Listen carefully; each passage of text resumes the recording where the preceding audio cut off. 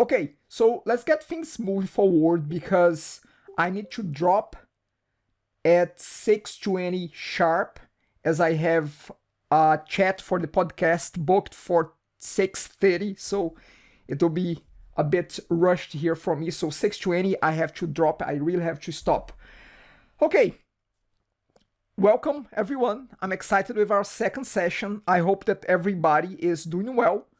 It's good to see that things are starting to improve around here, around Toronto, around Ontario, Canada in general. Things are improving in regards to the big pandemic thing. So very hopeful, and the weather is getting better. So things are improving, And I'm also looking forward to our session, our weekly session. I really enjoyed the first one. I'm glad that I have some of you back for this week as well. Before I get too far, I just want to hear, or if you want to type, that's fine. If you want to say something, that's fine as well. You can open your mic. Just want to get the feeling of how the first session went. If you had a chance to try the exercise, how are you feeling about what you have seen so far? Give me a little bit of insights there. So just that I can have, a little bit of a better understanding of what you're going through.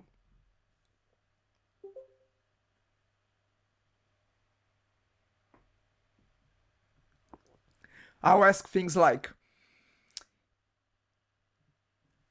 what you have seen so far about Python. Is it a lot? Is it very complicated? Are you able to get things rolling with Python as well? And think about some of those things and give me some input here.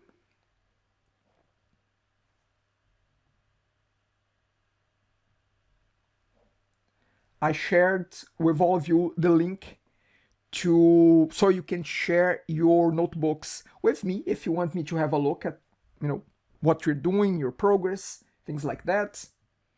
Okay. Hey, Teresa.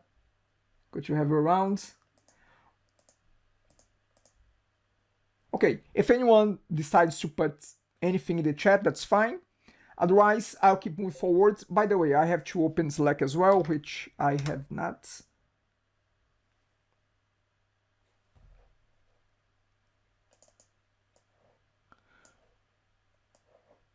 So, Jorge, in my case, I just need some time. I don't know how to work with apps like Jupyter or Eclipse or Git. Okay, that's fine. Thank you, Ravi. So, George, if you get stuck anywhere, again, let me know if I can help you out a little bit, okay?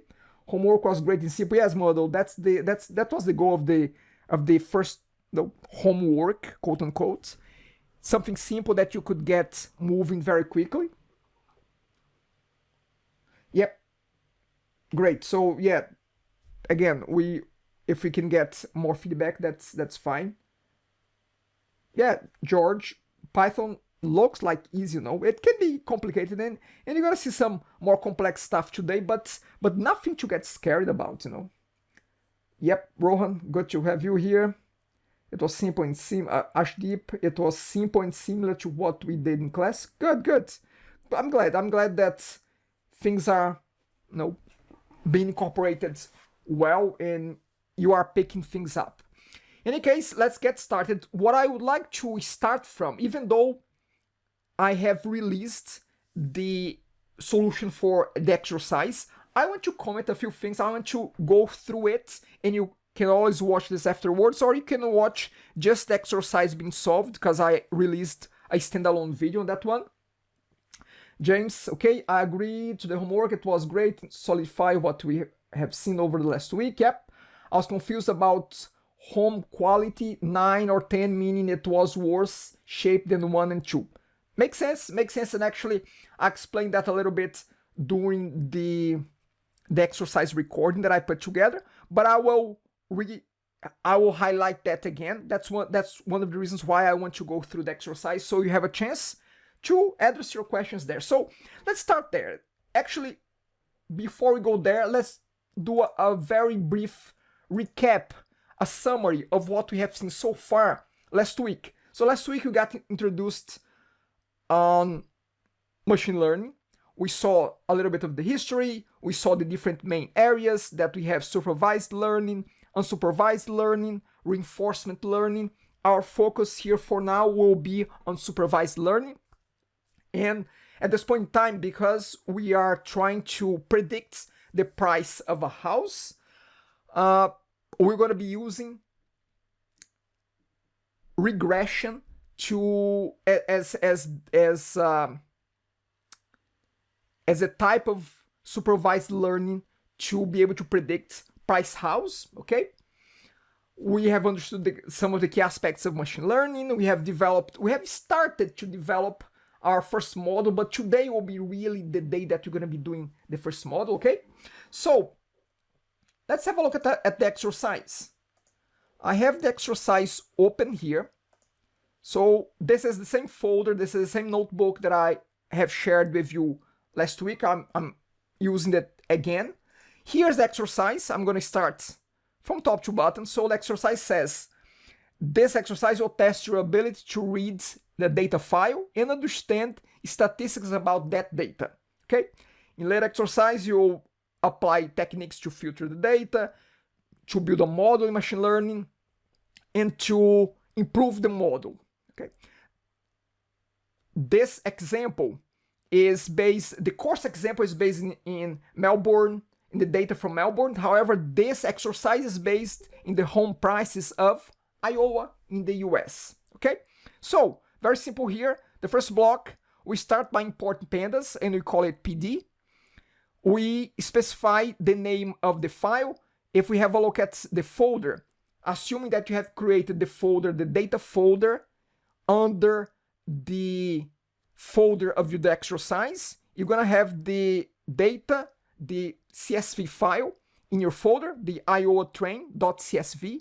So what we're going to do here, we're going to just put the name of our file, of our file. Let me just follow through with the exercise here as well. 1 second.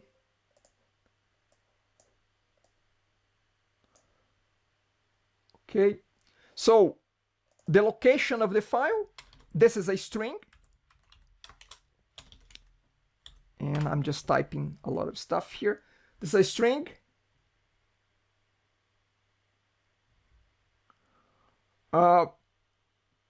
Vin, I'll have a look at your comments afterwards, okay? So it's off topic, so I'm not gonna focus on that right now, Vin. So Iowa file path, it's located in the data folder, and the name of the file is iowa_train.csv. Okay, so that's the file name. Then with this variable here, with the file location and file name, we're gonna use that, and we're gonna use as a parameter to our read_csv method. So you're going to be reading this file here. So that's it. First part, just that, nothing else. I'm going to just run it, shift enter. When you see the asterisks, it means that it's running behind the scenes, so you just have to wait until the output is done. Actually, there's no output here, to be honest. So there's no errors. I'm going to assume that this is fine. Now, let's have a look at the data. Let's review the details of this data. Who can tell me what should I type in here to get the details about, kind of a summary, the details about the information in this data set? What is the, yes, that's the describe. Okay, so that's the describe method. So describe, and then I'm gonna go shift enter again, and here we have all the different columns. Now, just pay attention into this. This is not listing every single column out there.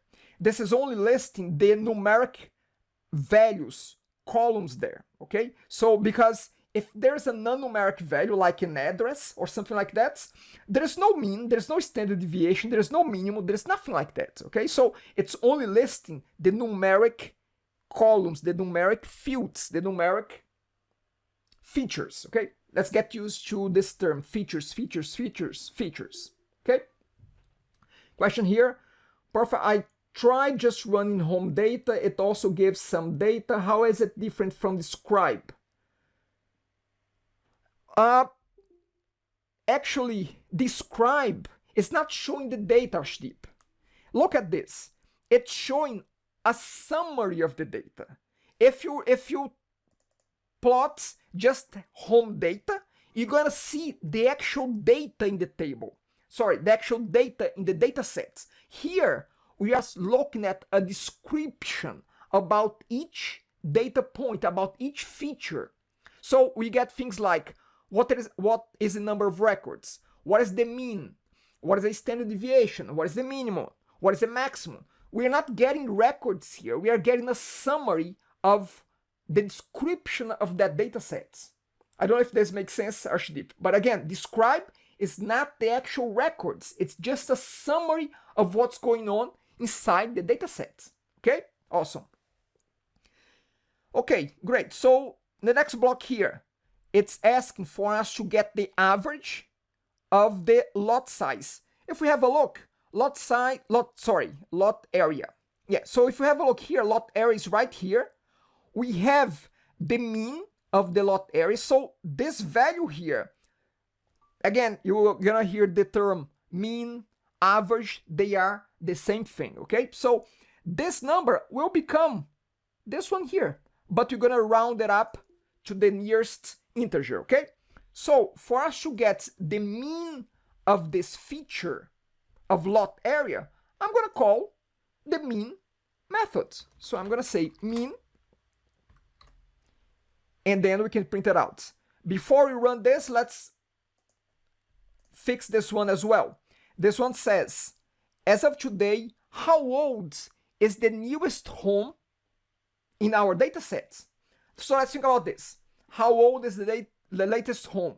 We want this old to be in years. How many years old is the newest home in our data set? So let's think about this. How do I know what is the newest home in our data sets? Well, if we have a look, if we have a look here in our data sets, we have the year built, which is a feature that says what was the year that property has been built. So if I want the most recent one, I'm not gonna use mean, I'm not gonna use minimum, I'm gonna use maximum. I'm gonna get the maximum value within that feature. So I'm gonna say max. Fix for that, yeah. Well, the max year, right? That's it. Max. We're gonna get the max. Okay. Now, let's run this. We have replaced whatever we need to replace. It's gonna print out the average lot size and the newest and how old is the newest home in that data set. Okay, so let's shift into this.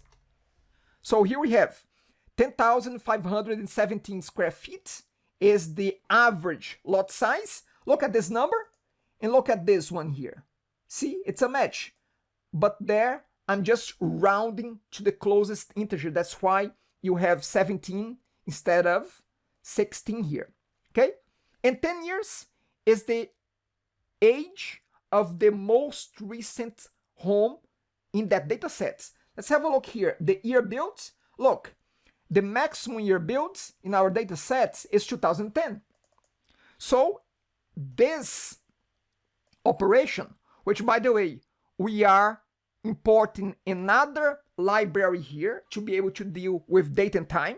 We are getting today's date, but specifically we are getting the year of today's date, and we are subtracting from the maximum year in the year build column. Okay, so when we do that, maximum is 2010, current year 2020, so the most recent home built is at least 10 years old. Okay, again, if this does not make sense, let me know. Let's step here. We're gonna plot a graph. Now you're getting fancy because now we are actually plotting a graph and see how easy it is. But before we plot, let's have a look at this data here. Let's have a look at what this is. Let's run this. So I'm going to go Shift Enter. I just got rid of the plotting part and I kept the rest. Let me just save it in a text file so I can revert back. Okay, so look at this. Actually, let me throw the question back there to all of you. Does anyone have any clues about what this is doing?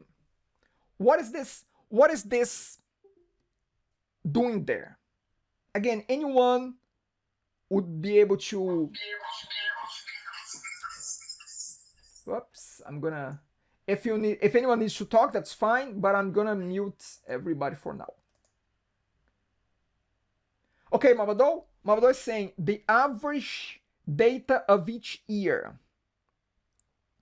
The average piece of data for each year, that's correct. So it's gonna look in that data set. It's gonna say, okay, give me all properties that have been built in the year 1872. Oh, we have 10 properties. Okay, so now from those 10 properties, give me the mean or the average of each feature. The mean of the lot area, of the lot frontage, of the overall quality, of the overall condition, of the year that was remodeled. Give me the mean of each and every single feature, grouped by year build. So again, put together all year builds, put together, for instance, if we go all the way down here, 2010, put together the prices, gets the mean, put together the condition, gets the mean. That's what this is doing. That's the data that this is giving to us. Look, that's what is amazing about Python and those libraries, like Panda. With a single line of codes, we can group the data and have the average of each data point right away for us to use. So again, I find this to be amazing. That's for me. That's me. Okay, so let's go back there to our plot here. And let's try this. Now, if you try to run the plot and you get an error, I don't know if I'm going to get the error or not, but you should save your notebook and load the page again, okay? So let's give this a try. Because it's a graph, it takes a little bit more time and effort to get it done. Let's see.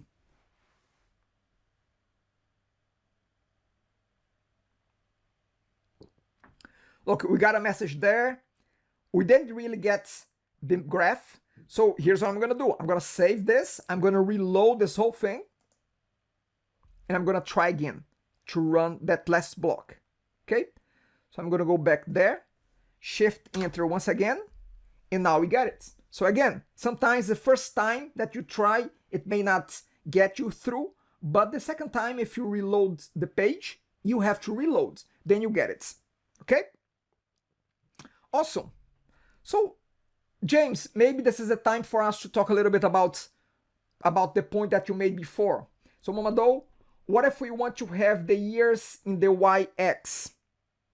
The years in the y-x. I get what you're saying.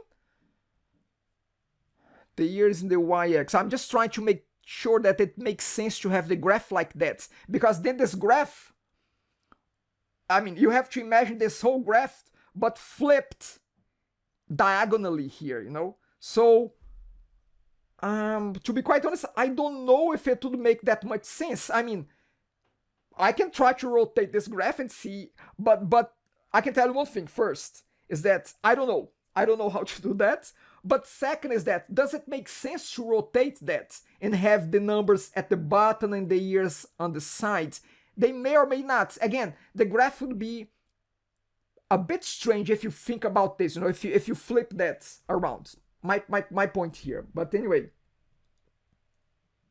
Yeah, to be quite honest, Mamado, I don't know. How do you know how you would flip that easily? I'm not sure. Just being honest here. I don't know if I mean, I could try to maybe set this as X. Let's see if we set this as X. I don't know.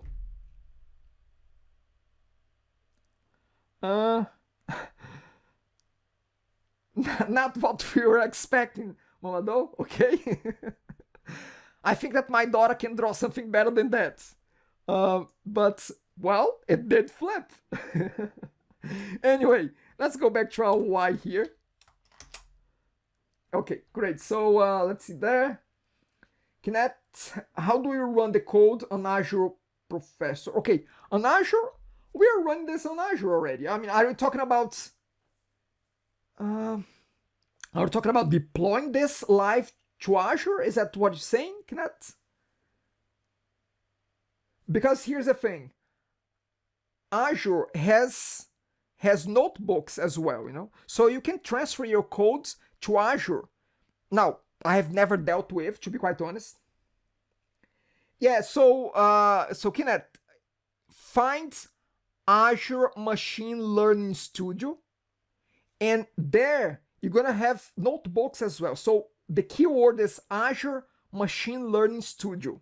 Okay, have a look at that. You're gonna find that you can place notebooks there as well.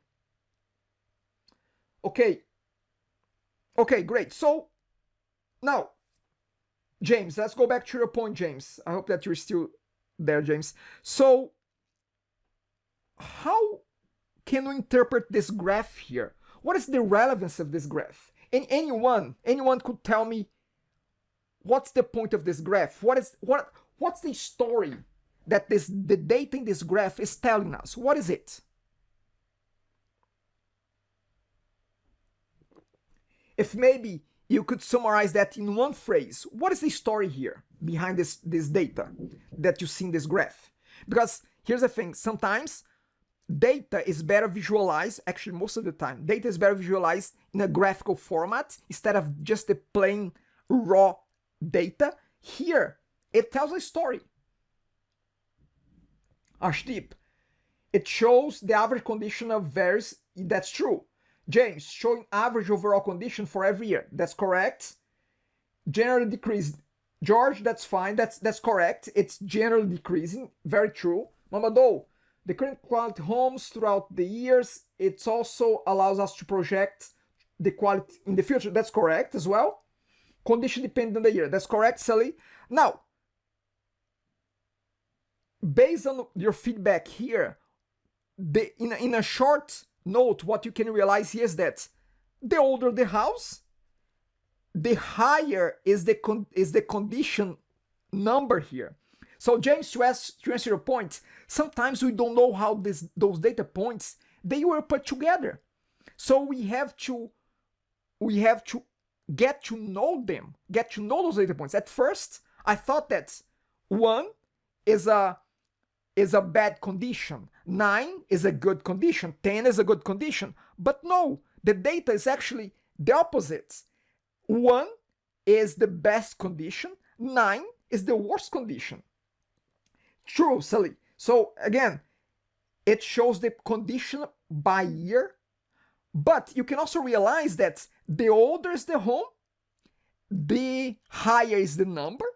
So it means that the condition is worse if the house is too old.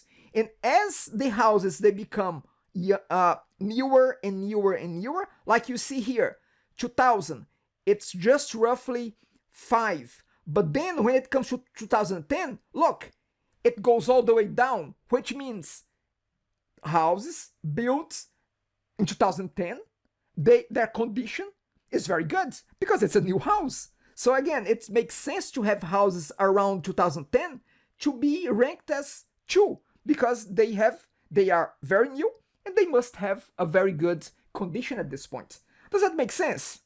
Let me know if that's...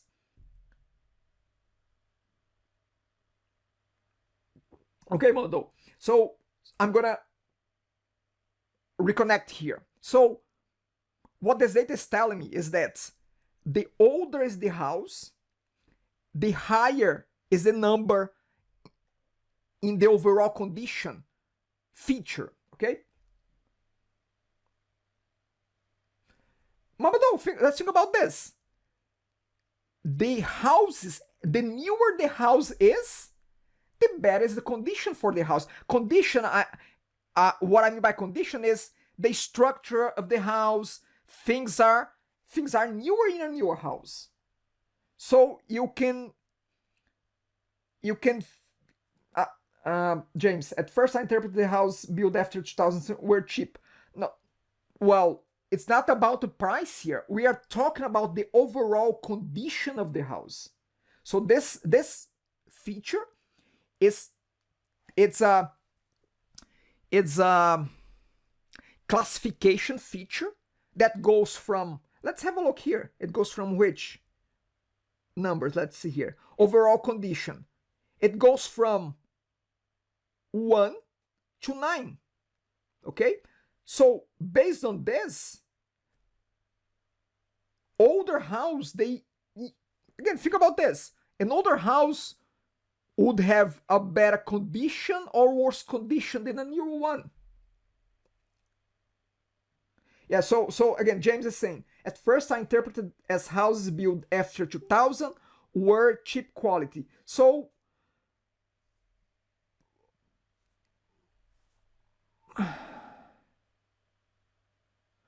okay, so again, maybe it's my misinterpretation. The way I'm interpreting this data here is that the overall condition of the houses, yes, on 2000, it's 1 or 2. But I tend to believe that this overall condition is saying how good is the condition of that house. So 1 means that the condition of that house is very good.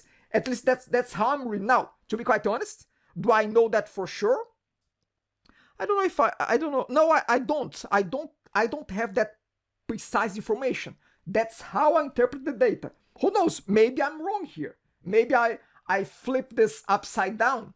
But I see your point of think that maybe overall condition.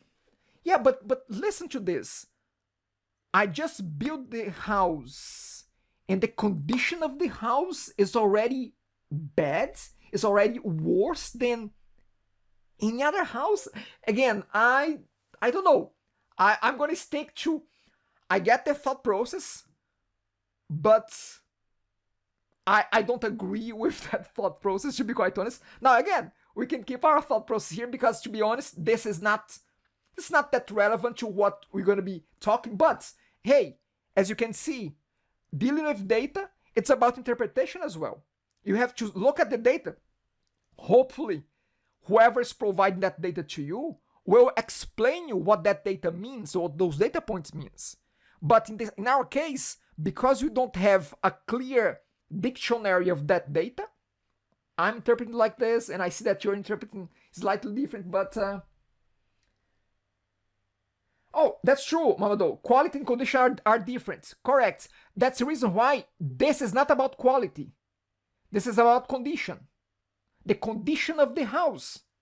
What is the overall condition of the house? Now, quality, I think that you can argue with quality that newer houses may have a lower level of quality than the older ones, but it does mean that the older houses are in a better condition than the newer ones. That's just my point here, okay? Anyway, again, I'm not trying to enforce my point here. I'm just mentioning my point of view, okay? That's it. Roy, the way I see it is that if 1 is the best and then higher number, it gets the worst. So when time passes, the number can build up to 11. Yeah, it could be, Roy. It could be, but again, in our data set, we only have values from 1 to 9, okay? Okay, so to wrap things up about the exercise, then let's see. If you want to include this feature in your model, you need to convert into dummy values. Okay, then I don't think necessarily, I mean, you can do that, but you don't have to. And Vin is talking about dummy values.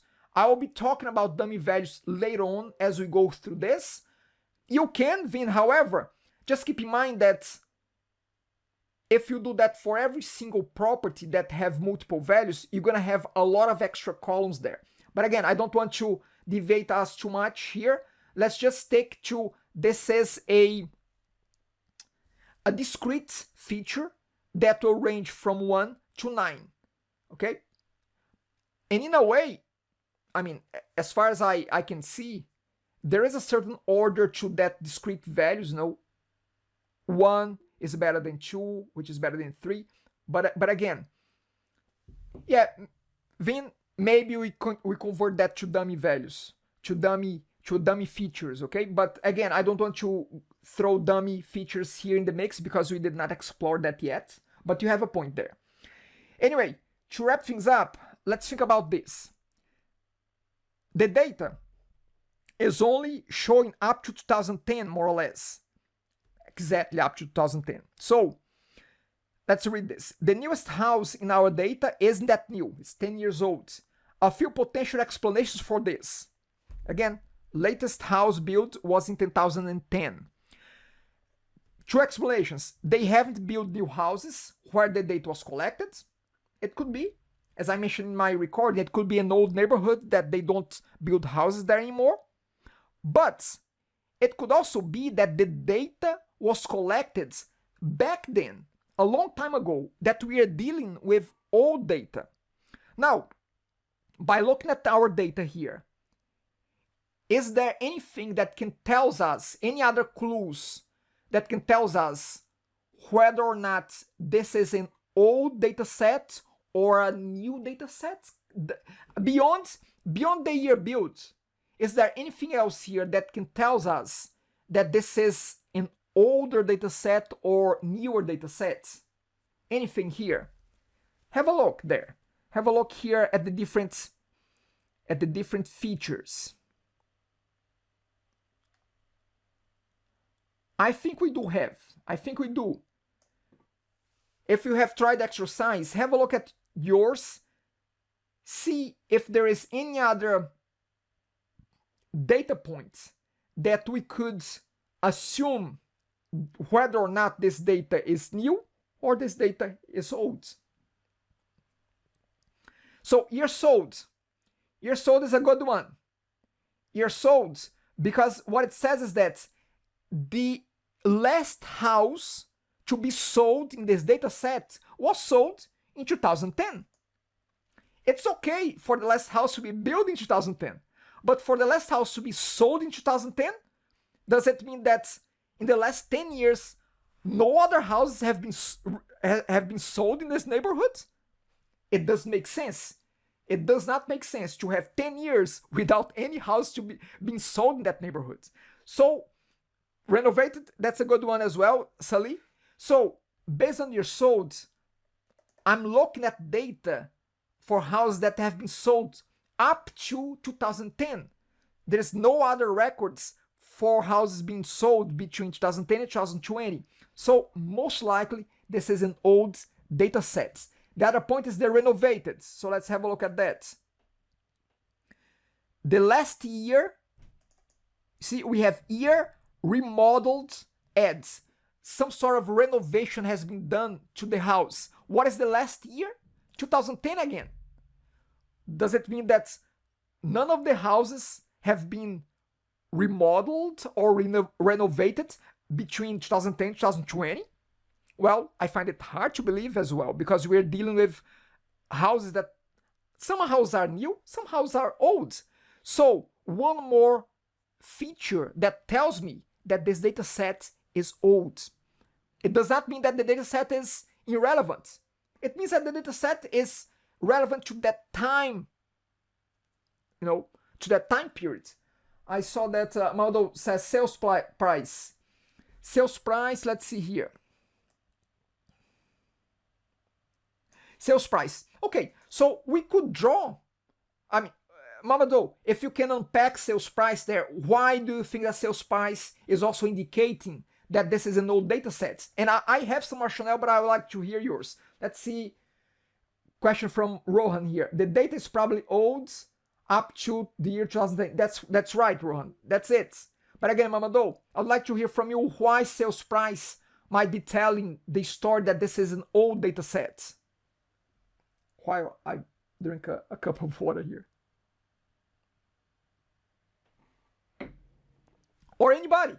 Anyone, I mean, I don't want to out you, Mabado. So if anyone wants to jump in and say, okay, sales price can be considered an indicator because decrease in price based on year and size. It could be what I'm also thinking, Mabado, increasing, okay? Increasing price based on year and size. I was thinking that, okay, houses nowadays, let's put it this way, just make it simple. They are double that price. So those prices are really about 10 years old because they are very low. They don't reflect the market conditions that we have right now. Okay, so again, that could be another angle as well. Okay, great. Okay, so any questions about exercise? Anything there?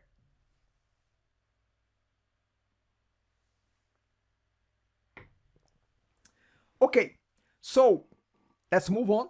Let's move forward. The datetime import, okay, Roy? Datetime import, okay. So we have datetime here. So we are just importing inside the datetime library. There is a datetime, okay. Oh, it still works. Well, maybe I'm just gonna guess here, to be quite honest. Let me try. Yeah, it does. Maybe this library is already imported automatically in those notebooks, Roy. So again, I did not know that, but thank you for mentioning that. Maybe when this exercise was built initially, it was built in a version of Python that those libraries were not imported automatically. So maybe at this point, this library is already built into Python. Maybe that's what I would assume. But good point, and that's what I'm assuming here. Okay, great. So let me minimize this. Let me get out of here, and let's go to the beginning of our. Well, this is part of the session 2. So just some new stuff that we're gonna be talking about today. So in our session 2, today we're gonna be creating our first model. We're gonna be validating our model, make sure that our model makes sense. Is it the best model that it can be? Well, I can tell you this, there is usually room for improvement on any model, okay? And then we're gonna be testing various models and various hyperparameters as well to see which combination can potentially provide us with the best possible model for us to use here, okay? Great. By the way, it's good to see as well that I told you that a lot of people would not come back. So we have 27 people. Last time we had 55 people. So again, just very quickly, we cut half of the group here. I'm hoping that we don't cut it half again by next class. Anyway, step one of our process here.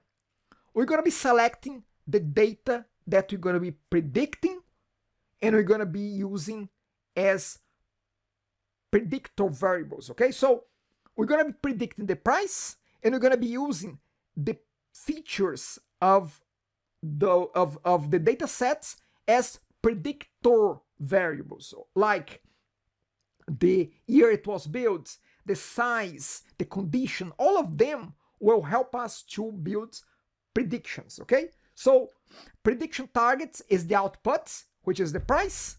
This is what is it that you want to predict. We want to predict the price here in our example.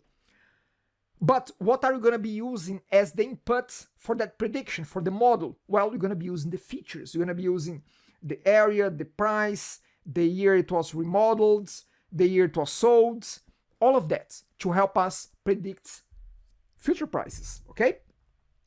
Great, so let's progress here in our exercise.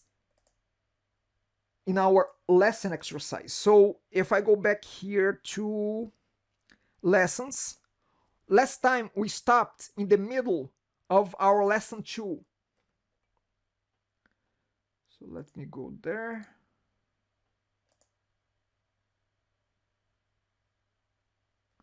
Okay, so in our lesson 2, okay, so this is the lesson. I have to open the lesson here, sorry.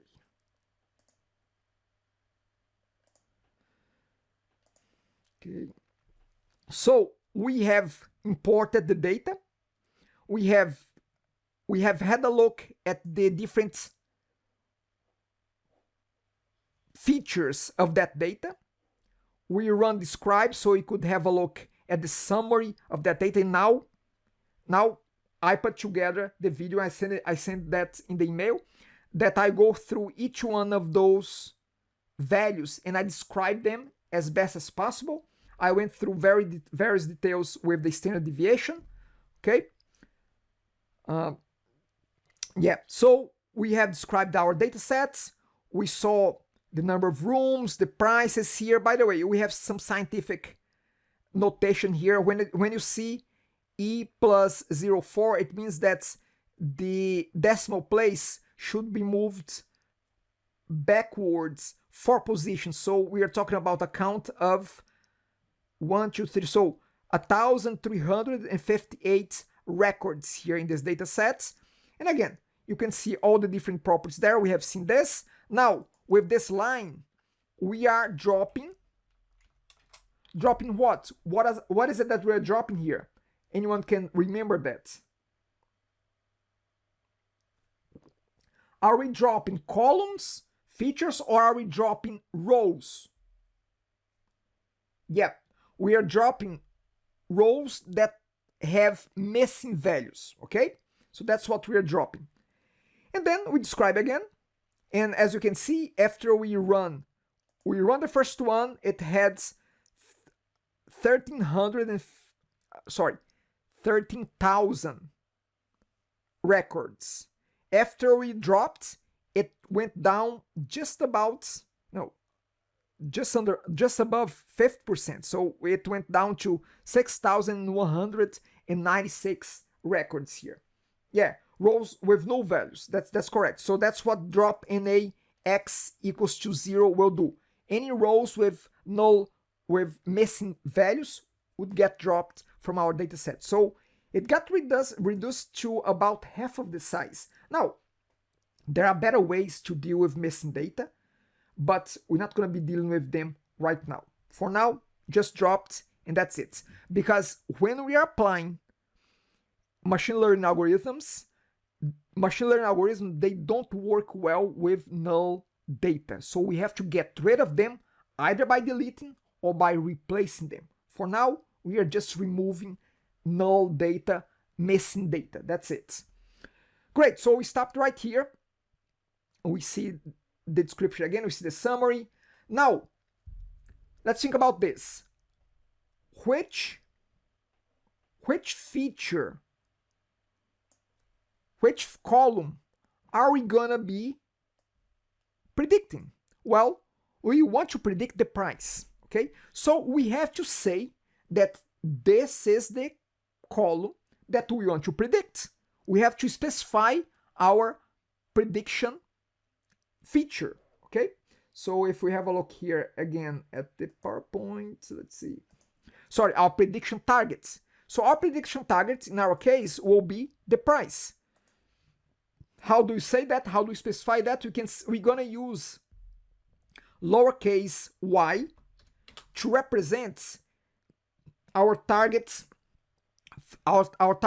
prediction, okay? So we want to predict this guy. So y will be equals to the Melbourne data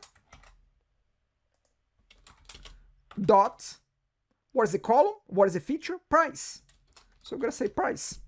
That's it. We're just saying, hey, y is a new variable, and it's gonna store the prices of our data sets. It's gonna be, y will be a vector. It will be a matrix of 6,000 rows by one single column, okay? So y will be 6,000 rows by one single column, which is the price. So again, we're gonna use lowercase y to symbolize, to identify the target that we want to predict here, okay? That's the first one. Now, what we have to do next, we have to select which features we're gonna use to predict the price. Can we use all features? Maybe the more features we have, the better. Well, let's have a look here. So we have quite a lot of information here. We're gonna be using primarily the features that are numeric based. We're gonna be ignoring suburb for now. It can be relevant, yes it can, but you're gonna be ignoring that because if we have a look, actually let me run this here. It's reading for the first time, so it's taking a little bit of time. Let's have a look at the heads of this data. Sorry, of our trimmed down data. Let's have a look at that. Let me just put here dot heads. Okay, so we are just looking at the first 5 records. So suburb, it says the neighborhood, the suburb that property belongs to. Can it be relevant? Yes, it can. But because we would have to apply some different procedures to convert this string to a categorical value, we're not going to be doing that now. So for now, we're going to be ignoring the features that are string based. We are just going to be keeping the numeric features to be used in our prediction model, okay? So we're going to be using the same way as we used here, lowercase y to be the prediction targets. We're going to be using uppercase X to identify the set of features that we're going to be using to predict the price. So we have to select them. We have to say, okay, I know you have this big data set, but I just want to predict price based on this column, this feature, and that feature. If we put everything here in the model may not work well because we are putting information that may not be relevant for determining the price of the house, okay? So we're gonna be reducing the number of features that we're gonna be using to calculate our price. Yes, Salim, it is hard to manipulate string, okay? So we're gonna start by saying, we're gonna create a new, before we populate X, we're gonna create a new set here. It's a variable, which I'm gonna call Melbourne features. We're gonna specify which features you're gonna be using here, and you're gonna say this is a set, and here are the names of each one of the features. I want to use the rooms, I want to use the bathroom, the number of bathrooms, comma, I want to use the land size, this column here as well, I want to use there. Then I'm gonna use latitude and longitude as well, because this is the exact position of that house, okay? And longitude. Okay. Question here from Vin. Should we use covariance matrix to check relevance? Okay, so we're not gonna be using that now, Vin. Okay, we're gonna be checking that afterwards, a little bit down the road. There are ways that we can cross-reference which features are most correlated with the price, but we're not gonna be doing that right now, okay? I see that you either know already what we're talking about, Vin, or you are studying a lot here, because again, it's not, I mean, you use covariant matrix already, talking about that here. Again, I either assume that you knew that before, or you were studying quite a lot this kind of stuff, you know. Anyway, not right now, Vin. Hold your horses there, okay? I'm just trying to select a few features that I know are relevant for our data, for our prediction here. So again, those are the features. We're going to be using 5 features, okay? Now, I have Melbourne data, which has all features. I want X to have only this smaller subset of features, just those 5. So I'm going to say X equals to, here is the entire data set. I'm going to say Melbourne data and select only these features. So X is a new data set, that a new variable that has a copy of this data set, but filtered by only these features, these 5 features. If I have a look at this now, if I say x.head, I should see a smaller data set, you see? Not in number of records, but in number of features. We just have rooms, bathroom, length, size, latitude, and longitude. I can just run as well x.describe. And here we have. Okay. 1 second here. How come it's 13,000? Because we have reduced that. Oh, I didn't run.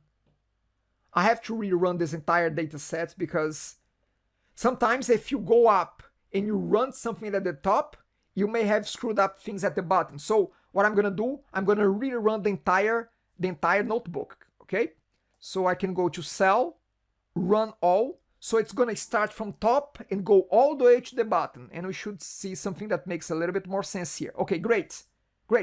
Again, I just reset the entire notebook and run everything again. Now we have a count that makes sense, because we have dropped the known values, okay? So here's what we have. Same number of records, but now we only have 5 features. So remember, Y is the prediction target that we want, and X is the predictor variables. It has the features that we want to use to predict the price. I hope that this makes sense. Okay, so what's next then? We had a look at the head, we had a look at scribe. Let's separate them up. So it's head here. Let's put scribe right here. Great, so we have our X there. So Tomoki, can I do x.head.describe?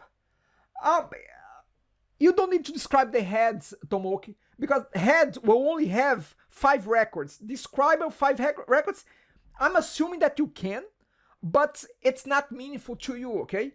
Because it will only be describing the 5 records that you have selected there. Let's give this a try. Let's see here. Sorry, X is capital X. So it does, but look, it's counting 5 records. So it's not very meaningful that, okay? But it works. It does that, okay? Great.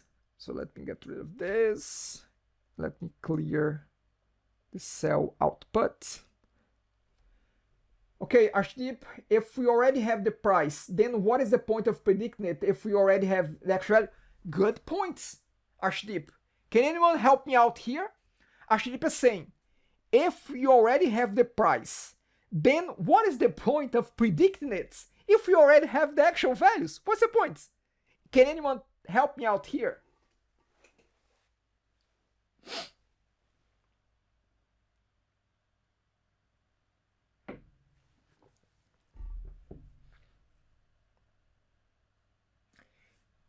George, yes. So Arshdeep, the point of predicting, the point of what we're trying to do is that we're trying to use existing data that we know the price. We're gonna throw that inside this black box that is the algorithm. The algorithm will look at this data and it will try to understand the pattern between those features and the price. Why?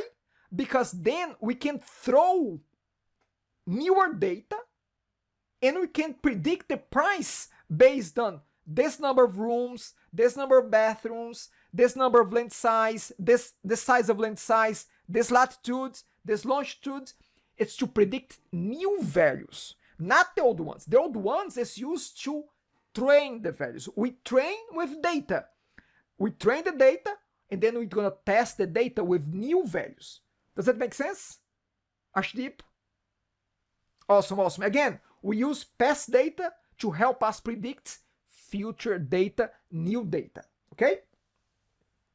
Yes, there is a, yeah, it has to do with market trends. Correct, correct. So again, we look at the past so we can foresee or try to foresee some of the things that will happen in the future. That's what we are doing here, okay?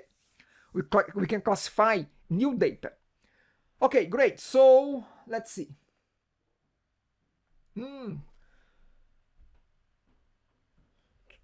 So now let's do this. Let's start to build our model. Mamadou, can you scroll up a bit? I can, Mamadou, but by the way, this is shared, okay? So you can access what I'm doing with the link, and let me share the link once again. So let me just go to Slack here. Okay, notebook. Okay.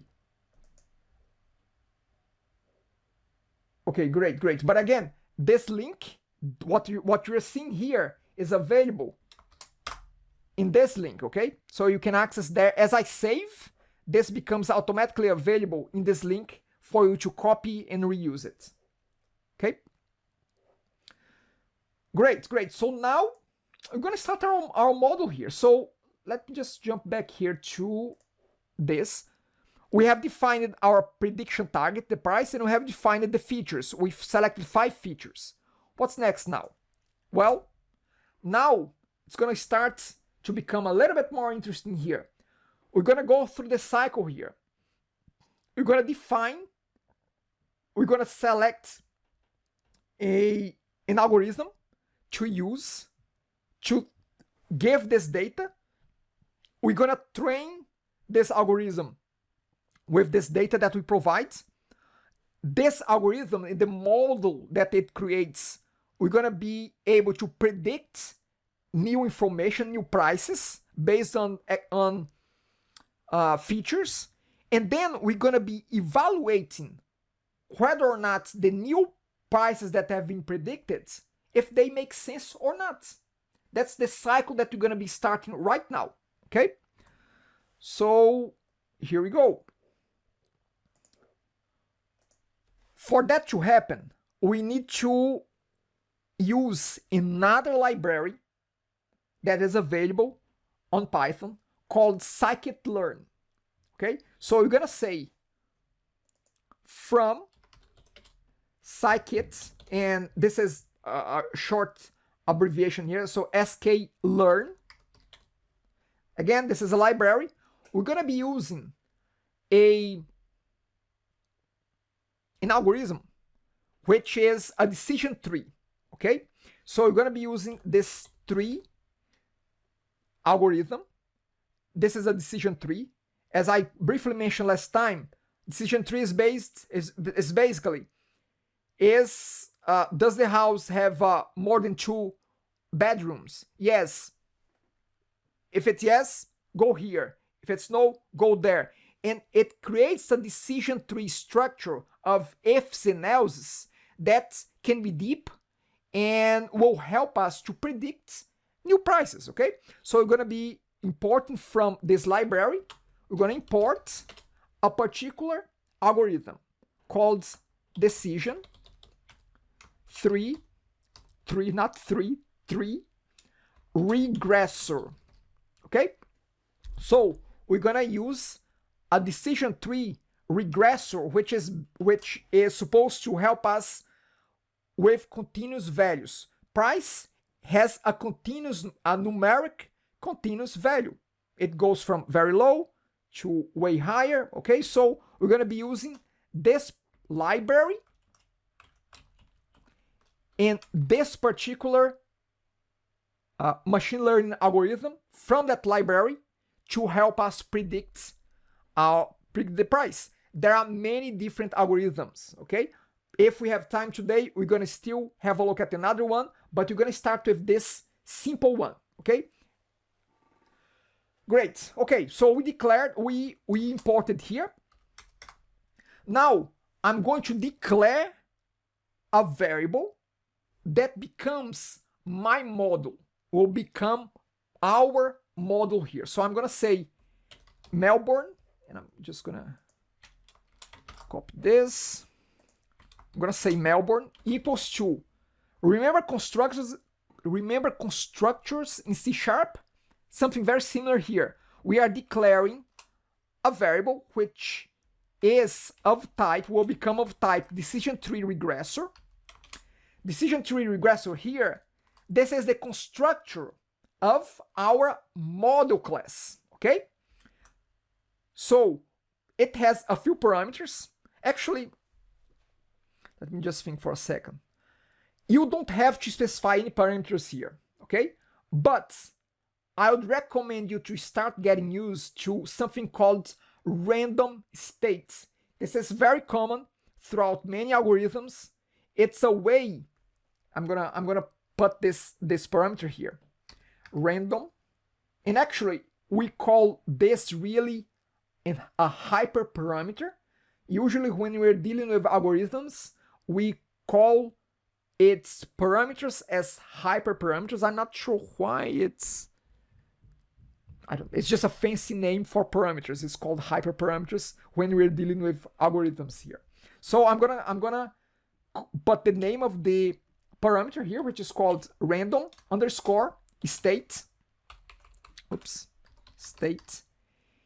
And I'm gonna set it to 1. Now you may ask, Edson, what does 1 mean? To be quite honest, almost every single algorithm, there is a component of randomness, of randomness. There is an element that is a bit random. The values that might be chosen for you to apply to the algorithm, they might be a bit random. When you say random state equals to whatever number you put there, you're gonna make sure that every time you run this code, you're gonna have the same results. If you don't put this, every time you run this code, you may get slightly different outputs because the randomness inside of the algorithm, there's no seed, there's no initial seed. I get it, this is a bit complicated, but you're gonna get used to this. Again, if we don't put this, random state may be 2, 10, 5, 20, it becomes random. However, if we say random state equals to 1, every time this runs, it's gonna output the same, let's put it this way, the same prediction or the same model. It becomes very, just as I said, every time you run, you're gonna get the same results, okay? You can try with, you can try without, and you're gonna see different numbers coming up. If you're gonna, yeah, it makes it more stable. It's a way to put it. So I would create our model like this, okay? Now, next step here, and I'm just gonna put some comments here. Define model. Now we're gonna fit the model, and you're gonna hear these keywords used or train model. You can call it fit, you can call it train. We're gonna be training our model here. How do we train the model? Well, we call our model object, our model variable here, and we say dot fit. Fit is when we give the data to the model, it's gonna analyze the data, and it's gonna become, this Melbourne model becomes the new model based on the data that you gave to it. How do we give the data? Well, it's two parameters. The first one is x, which are the features that we give to it. So we're gonna give x, comma, we give the second one, which is the prediction target, which is y. So we have the features and we have the targets. So we give both of them and we run this. And what we are doing here is we are fitting the model. We are giving data. The model will understand this data, will process this data, will find patterns in this data, and from this point on, we can start to predict new values, okay? Let's give this a try. So shift enter here. It may take a second here for it to run. Some models are faster than others, okay? So let's see.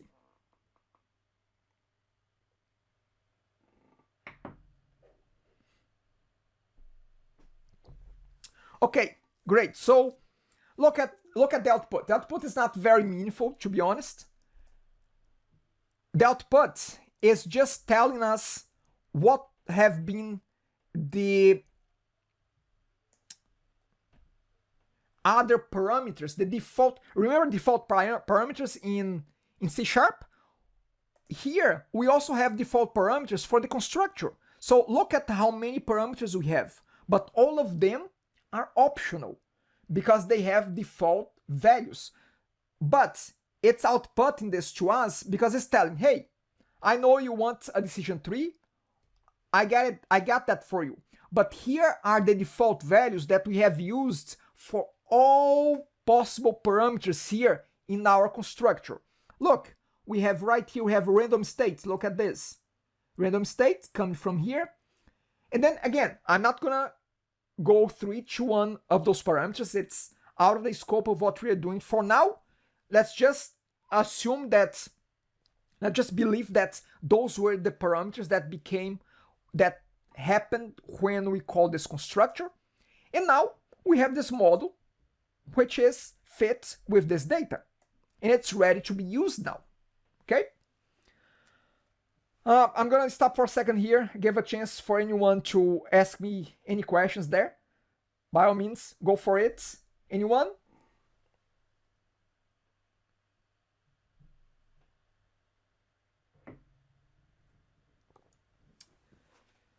Okay, so George, if you want to ask anything, let me know. Okay. Are there minimal? Is there a minimal data or acceptable quantity of data to construct a model? Usually, George, what I can tell you is this: the more data you can provide to the algorithm to be trained, the better. But very shortly, you're gonna see that usually when we have data to train our algorithm, we split that data into training and validation. Right now, we did not do that.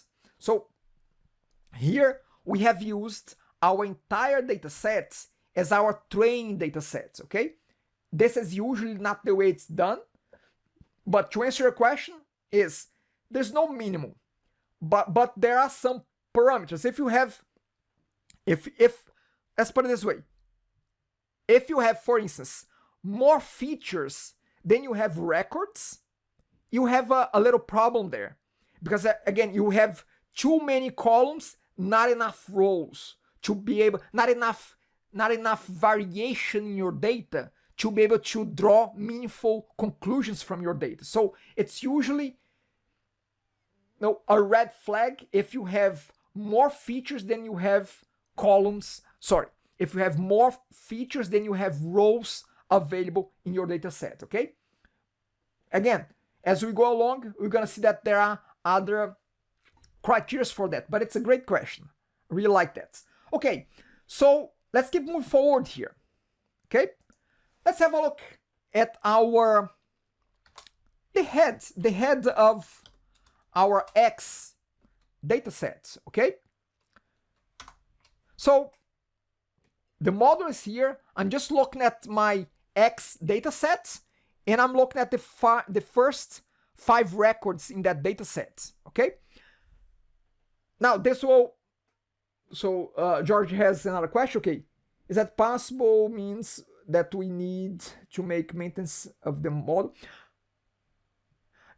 Okay, if I understood your question correctly, you are asking if we may need to maintain and change the model over time. Yes, definitely. I mean, models, they are not stagnant. They evolve over time. We have to retrain because maybe the data patterns, they have changed. So models will not stay the same over time unless you are really dealing with data that doesn't happen, that does not produce new data. Okay, but there are ways that you can, and there are processes that you can use to reassess and reevaluate and rerun your model so it can provide a new, more accurate model over time. I don't know if I answered that, if that was your question, George, but that's my take here. Okay, awesome.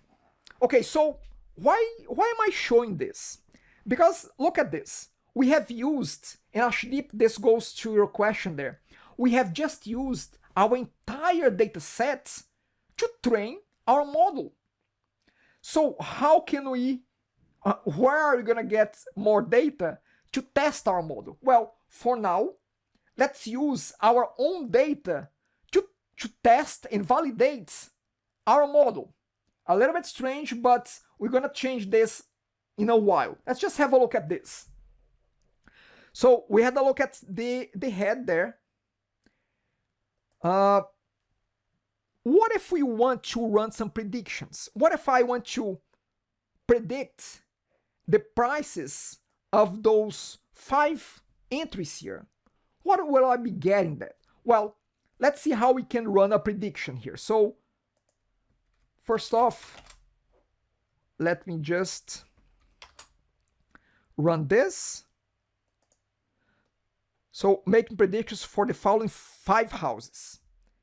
And then let's put another message here. Now we're going to make the actual prediction.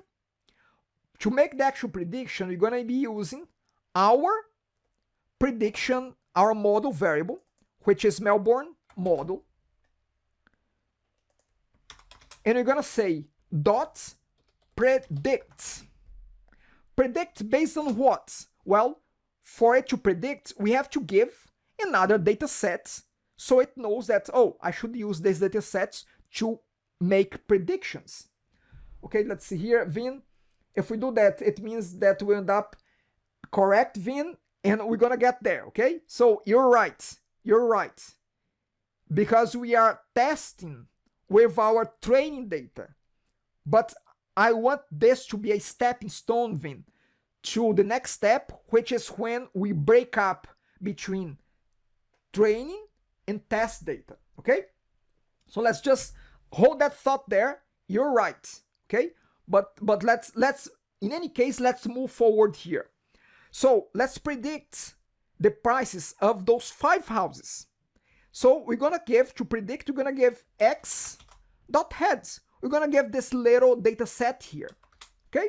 So it's gonna predict the price of those 5 houses. Now, we will run this here. Let's see, let's run this. So here are the predictions. 5 houses, we have an array of 1, 2, 3, 4, 5, okay? 5 houses there. Now, let's compare those 5 prices with the prices of those 5 houses in the original data set, okay? So I'm gonna go look at the original one. The original one is called Melbourne data, okay? So I'm gonna call Melbourne data, which is the original data set, and I'm gonna say dot head, so I can see the prices of the first 5 records as well. So let's have a look at this. So price, look, this price matches this, the second one match the second one, the third one match the third one, and it goes like this. So then we got 100% accuracy here. My general question to you would be, is this good or bad? What do you make up of that? I mean, is that a good thing or not?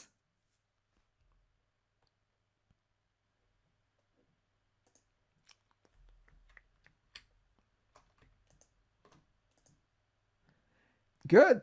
Okay. So let me just refresh here because I got kicked out from my other window here. 1 second.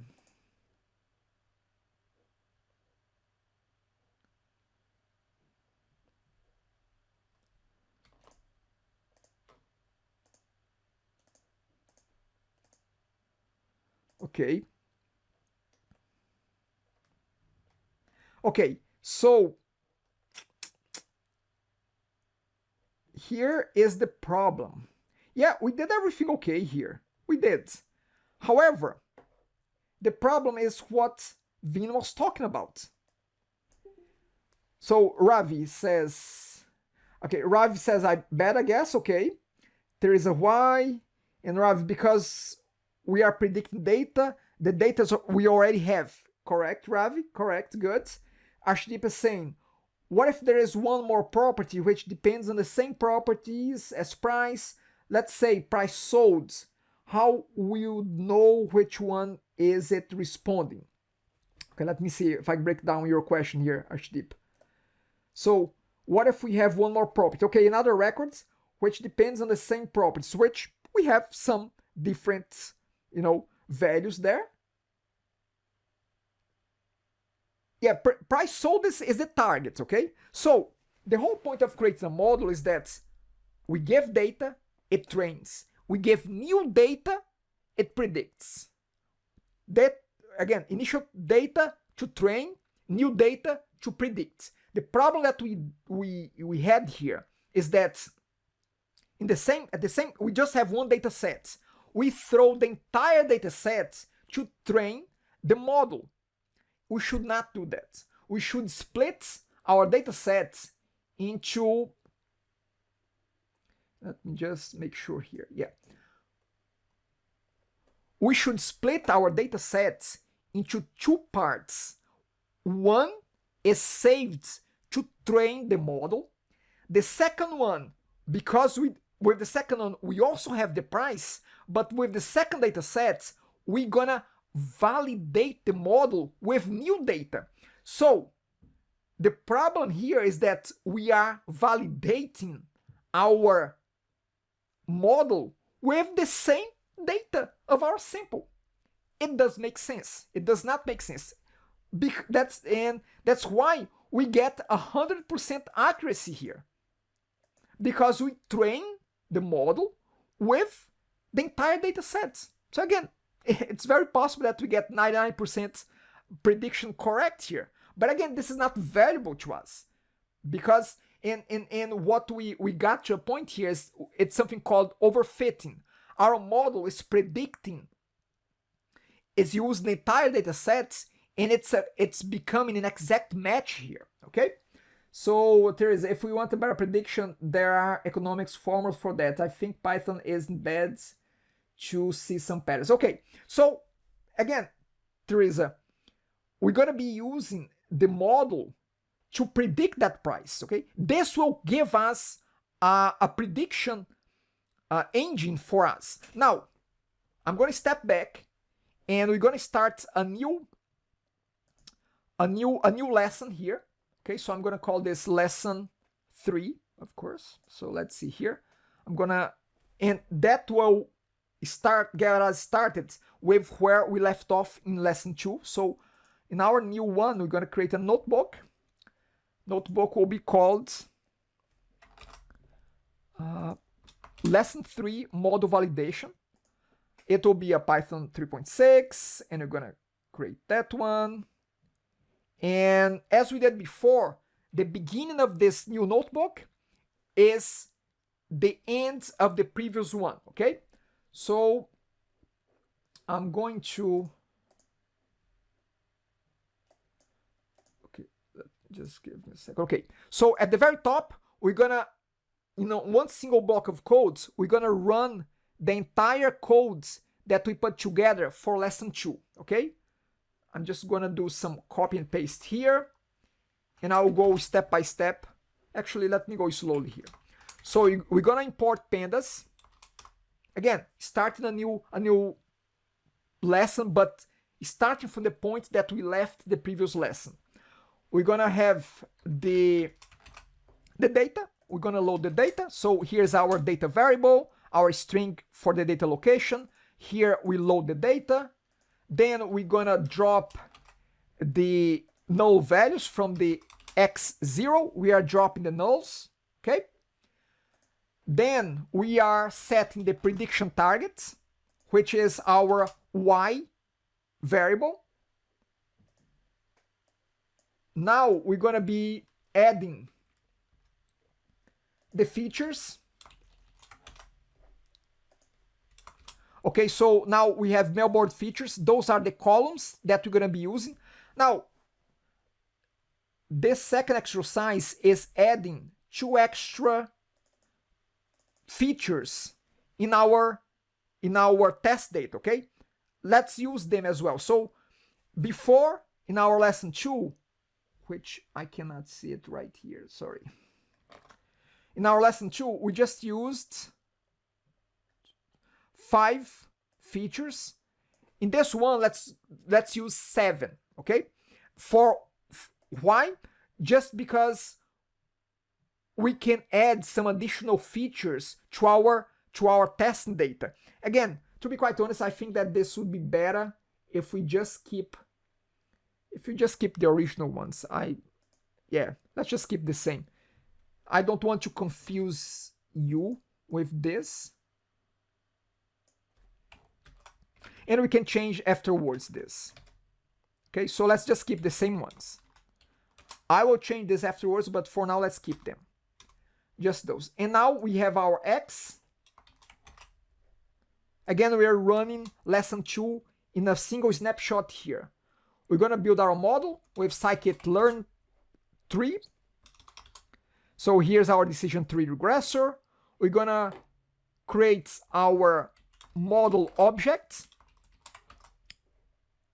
as well. So mailboard model is our variable, which is of type decision tree regressor, and we have only one parameter here to add, and then we call fit. We call the fit. We fit X with Y. It compares, it has X data, Y target results, and it's gonna find the patterns there. Okay, so I'm gonna run this all at once. There's no output here, I don't think. Actually, there will be one output here. So let's just wait for a second.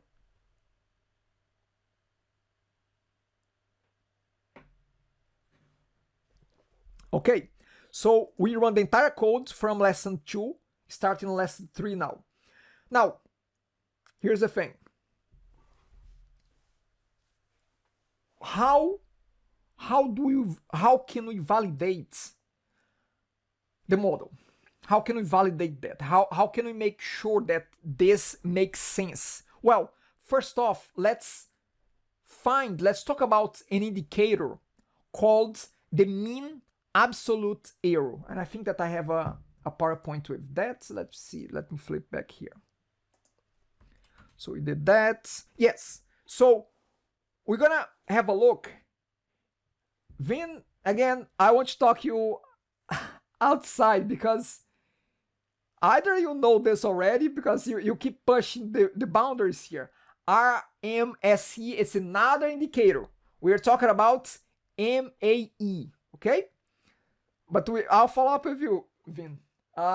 Okay, so mean absolute error. What the hell is that? Well, this is an indicator of how good or bad is your model. Here is what it does. And I'm going to use Excel here because sometimes I find Excel better to explain some things with data. We can visualize the steps a little bit better. So I'm going to show this in Excel. So give me a second. I'm just going to open, let's see here.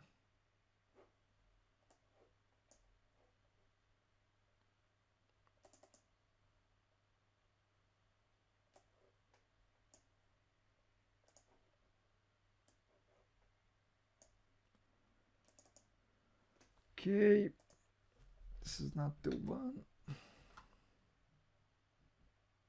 Okay, this is the one.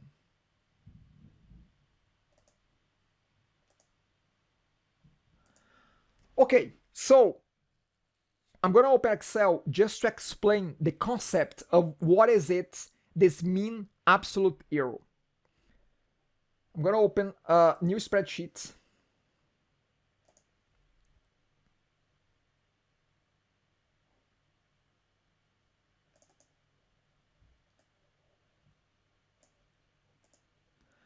Now, I'm going to show you just a simple data set with one single feature and 20 records. That's it. One single feature with 20 records. So I'm going to copy from one spreadsheet that I have to here. And my spreadsheet has a slightly different display issue. Okay. Look, we have a column, one feature called real price. And here is the price of the houses listed in this data set. I'm making this a very simple and small data set so that we can understand what I mean by mean absolute error. So let's say that those are the real prices of houses. And let's say that our model is predicting in the second column is perform some predictions, and the predictions are the following.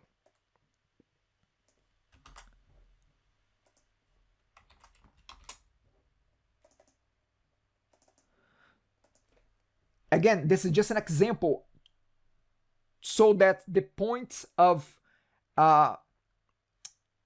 MAI can be understood a little bit better. So we have real prices here, for example, and predicted prices here, for example. I'm just making an example here. I'm not saying that our current model is doing that. I'm just saying that whatever model was used here, these are the predictions and these are the real prices. So the MA, and I keep forgetting the name of the bloody thing there. What is the name? The mean absolute error, it is the sum of the absolute, let me see if I have the math here. Yes, I don't know which one is worse, is this one or this one, but let's do this.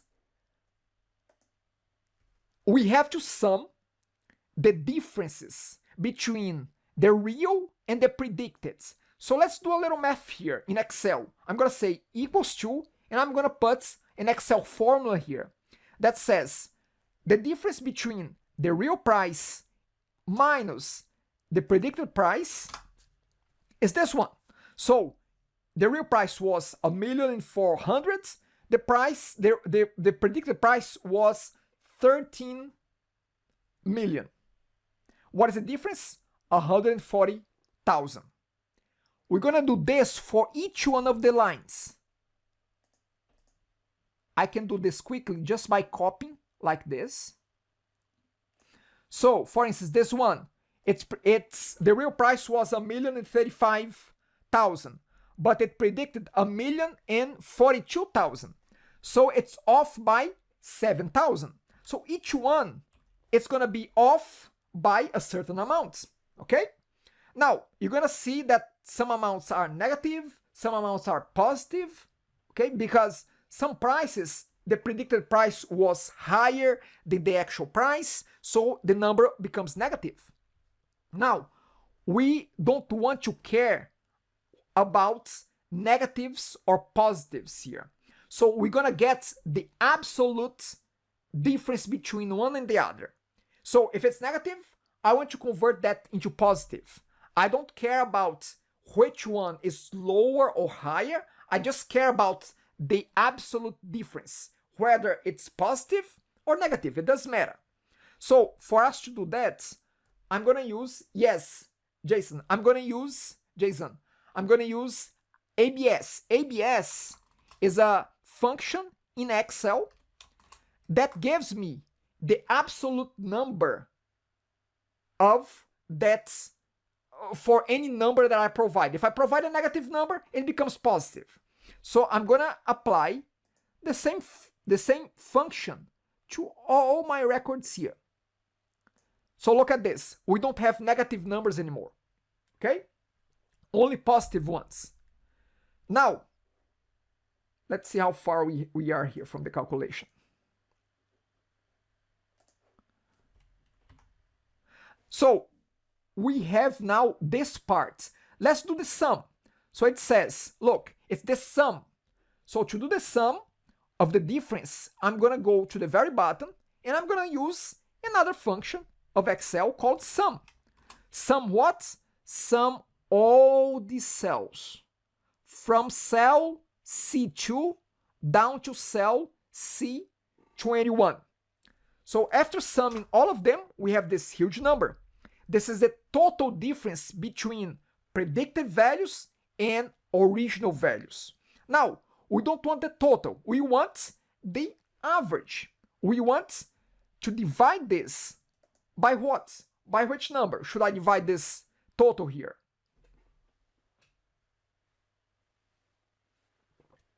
Exactly. So we're going to divide this by 20. And that is the mean absolute error. Is the mean of the differences between predicted and real. Okay? In our example, this is the number. Again, why did I do this? Just to give you an idea of the math that is going on with this particular function. Okay? Any questions there? Again, guys, I told you there's a lot of math here, there's a lot of statistics here, but as we go through this, I want to break it down into as simple pieces as possible. Using Excel here is my attempt to do that, okay? Okay, so Clara, is that a bad that's a great question, Clara. How do I know if 75,000 is good or bad? How do I know that? Well, I can tell you this. One way to look at this is,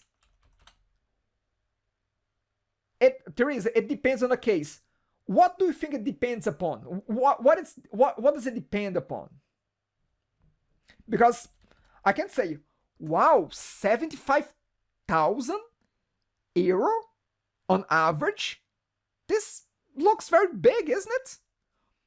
Actually, maybe not. You know how we could have a look at this? Let's look at the average price of one of those houses.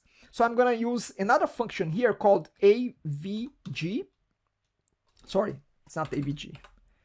Let's see here. It's average. Yeah, it's average. So we have this average function that's going to give us the average of this entire segment of data. Look, think about this. Is it really that bad? The average house in our data set here, in our sample data, in this particular example, is 1,100,000. So Celine, yeah. So if I take the percentage, I'm gonna say equals to this, the error divided by the average here, times 100. Look. 6.7%. Is this bad? What do you think? To be honest, if this data is correct, this is not bad. Now, we are predicting houses, a price of houses here. If we get off by 5, 6, 10%, it's fine. But if you change the scenario and now you're dealing with healthy data, with data about the health of patients, patients with, I don't know, cancer and predictions like that, 6% in that scenario might be quite a lot. So as Therese was saying, it can be okay for the scenario, but in a different situation, 6% may not be acceptable. If we are dealing with a nuclear power plant that has a chance of 6% of, I don't know, leaking, it's not good, okay? So again, it depends on where you apply that. Let me see a few comments here. I think that for this scenario, it's not that bad. It's not, well, again, different people with different opinions here. In our case, it's not bad. Jason, can we use the error to reduce filter errors? Okay, so now, hopefully you're gonna still get there today. We're gonna be getting to strategies on how we come to understand and know how to improve models, okay? We're gonna get there, Jason. Mamadou, I think it's still bad in this scenario. That's fine, Mamadou. We may agree to disagree. Actually, Mamadou, we may agree to disagree in a lot of things, okay? But that's fine.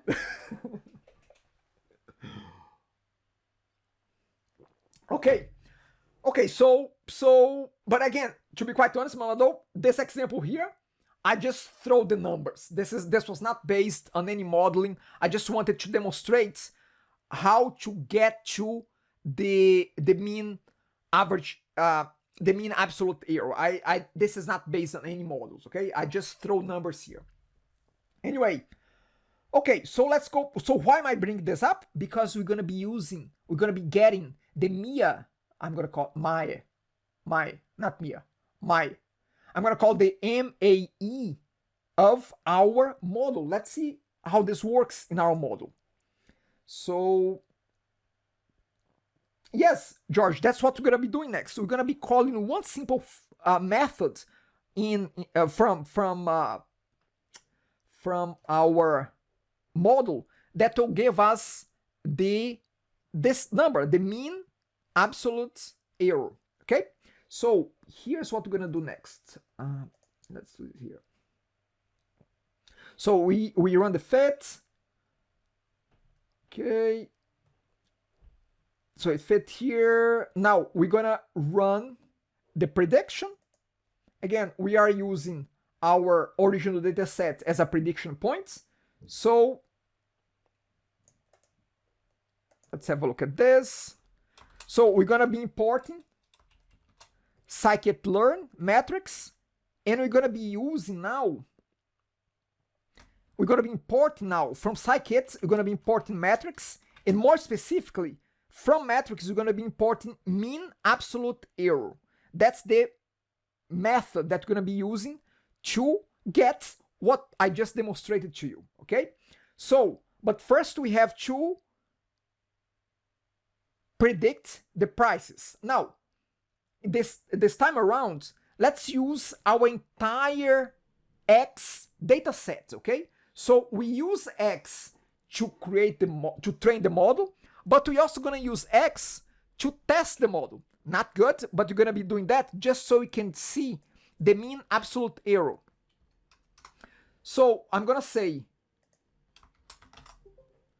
predicted home prices is equals to what? Is equals to, how do we predict? How do we run predictions here? Well, we run like this. Like what we did before. We run as dot predict, okay? So this is the method that we use to predict. Dot predict of what? Of Melbourne underscore model dot predict, and we're gonna be using the original data set. Again, this is just for demonstration purpose, okay? We have used to train and we have used to predict. Not good, but this is for example.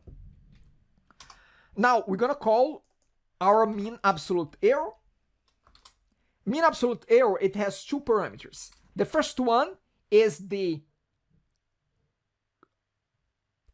correct, is the original price set, is the original data set which we have the original target set, okay, which we have set right here in this line, we're gonna run this, and this is the actual price, and we're gonna run this against our new set here, because this set of prices is the result of prediction of our original data sets, which, as been put before, it should be very close because we are predicting the values of houses that we have used to train our model. Let's see how this goes. Okay, so look, this mean absolute error is very low. It is good. It is good, but the thing is that we are using a very biased data set, okay, which we should not be using. Now, before we proceed, let me just show you something interesting. Look at this number. This is the mean absolute error that we have with the current data sets that we have selected these features. Just for the sake of example, what if we throw the other two features that I took out of here? Let's have a look at that. Let's have a look at the impact of two more features that we think it's relevant to our model. The two features were year built and building area. Yes. So I'm gonna add both of them, building area and year built. Okay, so here's what we're gonna be doing: building area and year built. Let's run this again. Let's run the first part and then we run the prediction again. Remember, we have now a reference point here of 1,000. Okay, Saline, that's what I'm guessing here. It should be less, but sometimes we never know. But again, keep this in mind. It used to be 1,100. So let's run the top once again. Let's run the top, give it a second. And now let's run our mean absolute error, our prediction once again. Look, it reduced by half. Okay, so look at how important it is, a good selection of features to be used to do the prediction. Okay, so again, it reduced in under half the error. Let's keep this for now. Does that make sense? I mean, anyone stuck here? Did you get the idea of what I did here? I just added two more features to be used in the mix as well. Okay? Anyway, what we have now? Okay,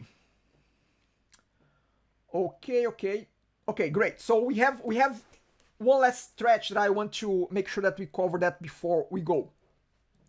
So, as I told you, we're gonna be using what we did so far. Is good from a practice standpoint, but it's not practical because we should not test our model with the same data that we train our model. It does not make sense. We train our model with one data set, we test our model with a different data set. Okay, that's the whole point. So for that to happen, we're gonna be importing another library from Scikit-learn called model selection, and we're gonna very specifically be importing this method here called train test split. So what this method will do, we have this data set called let me see here. Yeah, so we have this data set here, X, with the price under Y. So what we'll be using, we're gonna be using those data sets to split into two groups automatically. One group to be used to train, another group to be used to test. Actually, if you think about this, out of this method, we're gonna have 4 data sets. A train data set for X, train data set for Y, test data set for X, test data set for Y. We're gonna have 4. So what this method will do, it will break down those 2 data sets into 4 data sets. okay? Interesting thing about Python is that a method in Python can return more than one value. In C#, one method can only return one value. Of course, you can have output parameters, but in Python, you can have the same method returning multiple values. This is one example of that. Okay, so we're gonna have a few variables here.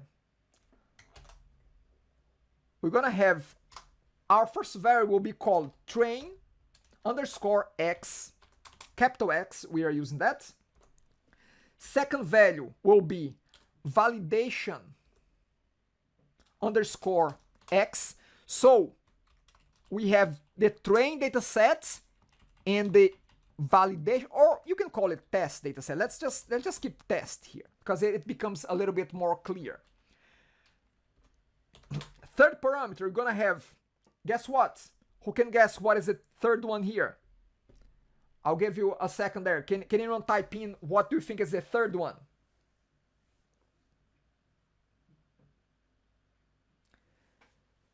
The third one, I said that it's going to return 4 data sets. Yes, James, we're going to have train y and test y.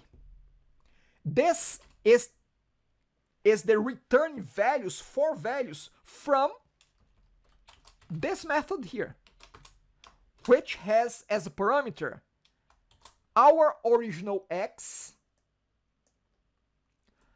comma y. So we have the x dataset, the original one, y dataset, the original one. It's gonna break this down into 4 parts. So again, train, test, train, and test. Now we're gonna be using once again the random underscore state, so that every time we run this code, it's gonna give a consistent result for me. So I'm gonna set this to 0. You could set this to any number you want. It doesn't have to be 1. But as long as you set to a number, you're gonna have the same results as you run this again and again. Okay? So we have our data sets. Now we're gonna be doing the same thing that we did before. We're gonna be calling our decision tree regression once again, recreating that, and we're gonna be fitting our model as well. So we recreated the variable, and we're gonna refit the model, but not with x and y, but with train x and train y. Now you may say, but Ederson, how is this split breaking down the data? Well, it's breaking down into 75% of the data becomes test and 25% of the data becomes training. Sorry, the opposite. 75% is training data, 25% will be used for testing. So the data is broken down into 2 chunks, not equal size, but 75, 25. Those numbers can change and you can set this up, but by default, 75 for training, 25 for testing, okay? So we are fitting the model with the subset of 75% of the data. We're gonna have to run, now we're gonna run predictions. So I'm gonna say predictions equals to Melbourne data model dot predict. Now predict what? What is the parameter that I have to pass there? If you are following me here, what is the parameter there? Anyone there in the chat? X, Y are the big ones. There is the original ones. We are working to predict the subset. We are testing the subset. Okay, so where do I find the subset to be tested? Yes, James. Test X. So you're gonna use test X to predict. So again, we have one set to train, one set to test. we're gonna run the predictions here, and the same way as we got the mean absolute error before, we're gonna get it again here. But this time, we are not gonna be using y, we're gonna be using test y, because we are now comparing the predictions of our test subsets to the target of our test subset. We have the results, so what we're doing here is we're checking if they are matching or not, and how close they are matching. Now, predict house prices, we're gonna be using these predictions here. So again, we are checking whether our test y, which are the correct prices, if they are matching the predicted prices of this data that was not trained with. And now, if I run this, wow, look at this. Look at this. All of a sudden, we went from $434 all the way up to an error, the error of $250,000, which accounts for a good percentage of the price house, okay? So, it's not the percentage, Siranjit. This is the actual error in a dollar amount. There's an error of $252,000. Again, not percentage. It's an absolute error, okay? So, big difference here, okay? But that's okay, because now we were able to test with valid data, with valid information, okay? Sampath, can you explain again why we use test X Melbourne, predict test X? Because this test X here is the set, the 25% of the data that we put aside, we stored it aside. We trained the model with 75% of the data, and we set aside that test data so that we could validate our model with new data. As we saw before, if we validate the model with the same data, it doesn't make sense. You have to validate the model with new data. So that's why we are using test X, because test X has 25% of the data here.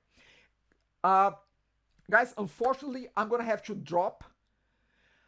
I have an exercise to provide to you, but I'm gonna do that via email, because I cannot stay right now. The guest will be waiting for me in about 5 minutes. So I'll follow up with an email. I'm gonna reinforce some of those points next class, because I get it. Sorry, not next class. I don't want you to take this as a class. This is a study group, okay? So I'm gonna reinforce that next week, but I'll follow up with an email to all of you of the recording that you can review this.